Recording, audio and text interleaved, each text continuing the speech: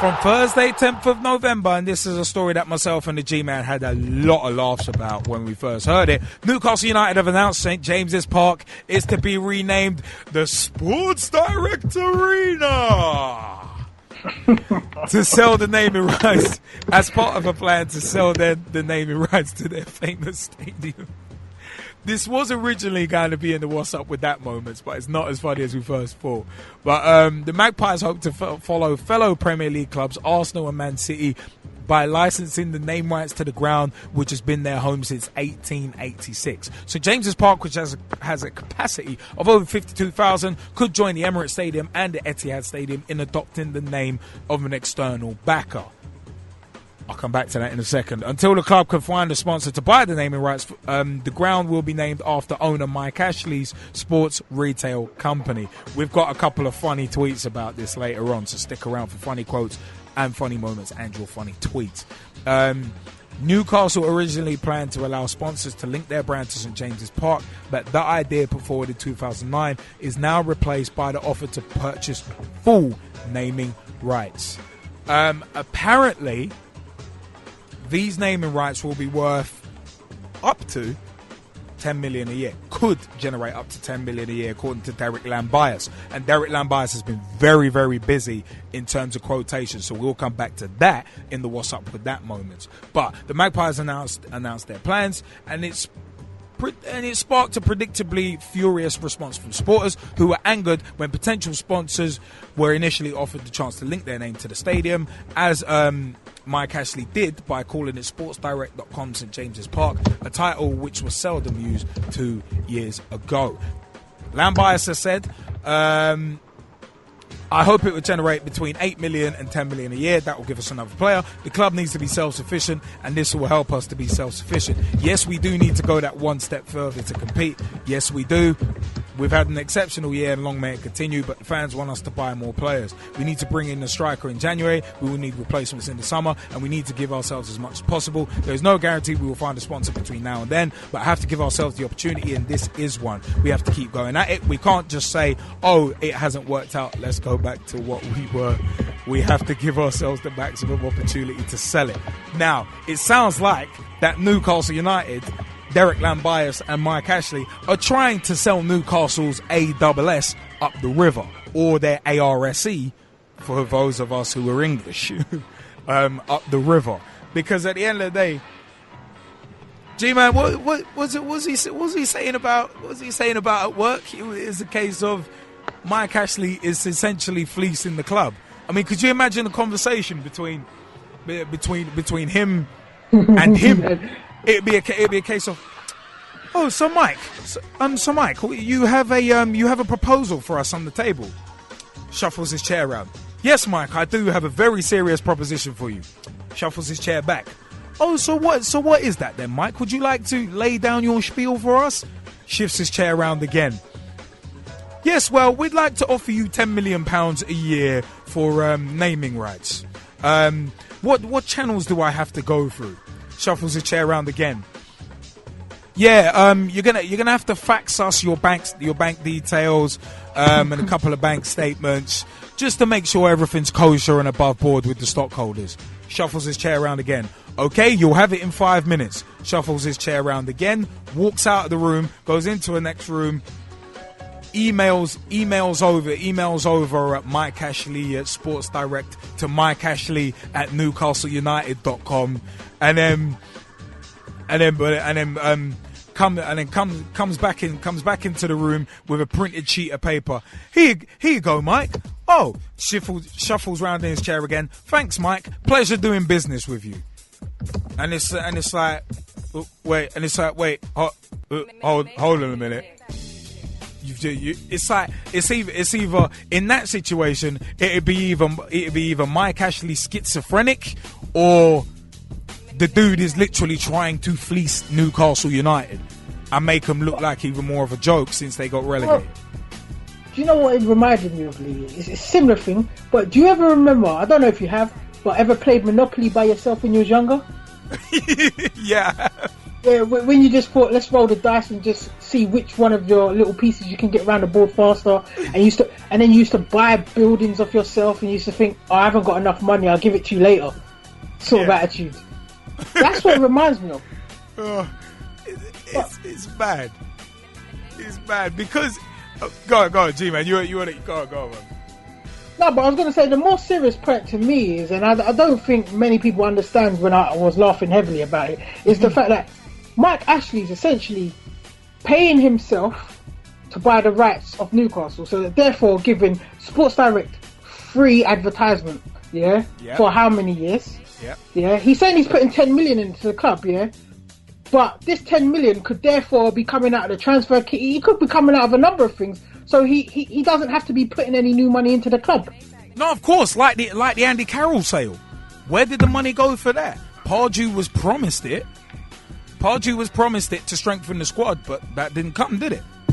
So it could be Mike Ashley fleecing Newcastle again, which is why a lot of the Newcastle fans were not happy at this Sports Direct Arena announcement. And even more, on a trivial point, could you imagine? Could you imagine Martin Tyler? We're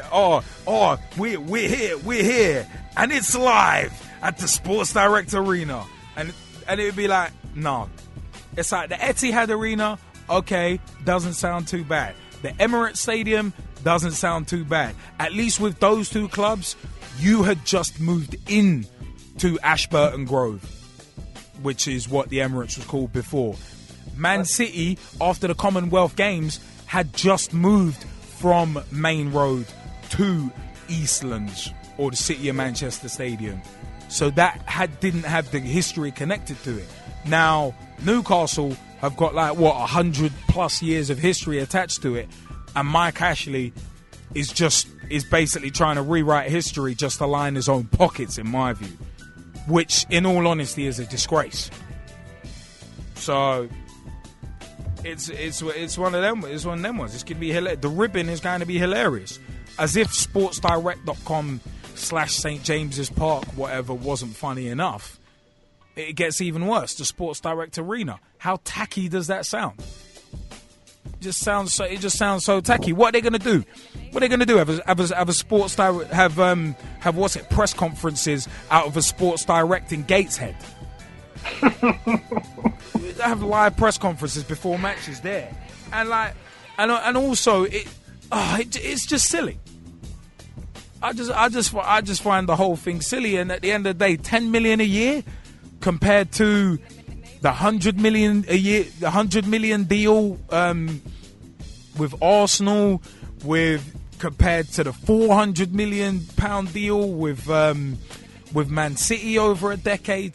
How long are the terms of Ashley's contract with the naming rights? And if he sells it, whatever happens, because he sold it to himself, whoever he sells it to now, he's going to make a profit. So he's lying in his own pockets, clearly. But, guys, what do you reckon of this? And Facebook.com/Pitch Talk, Twitter.com/Pitch Talk, Pitch Talk 1 on Skype. Add us, come and chat to us, join the chat. 07535804466. Text in, call in. We'd like to hear your opinions on this as well. Guys, before we move on, what do you reckon, man? I have to agree with you, having listened to everything that you said. But I'm also going to play devil's advocate, and I'm going to play devil's advocate, and I'm going to say this. It's actually a very, very good move for Newcastle. Right? Because one, it means that all Newcastle fans will get cheaper shirts. It also means that those fans that want to get their favourite player's name and number on the back will also get that at a heavily discounted price. They get cheaper tracky bottoms as well. Well, yeah. Cheaper Newcastle United tracky bottoms as well. Cheaper tracky bottoms and cheaper Lonsdale trainers. And Lonsdale trainers are about £9 anyway. But, the thing that I want to say about it is this. If Newcastle end up being able to make some money from it, so 10 million a year, right, it's better than what they're getting from it right now. Which, to be honest with you, arguably isn't all that much compared to the whole reason as to why he would do it in the first place. So, I think that an extra 10 million a year to go towards players, even if it is coming directly from your chairman anyway, and why he couldn't put that money in the club anyway, I'm not really sure.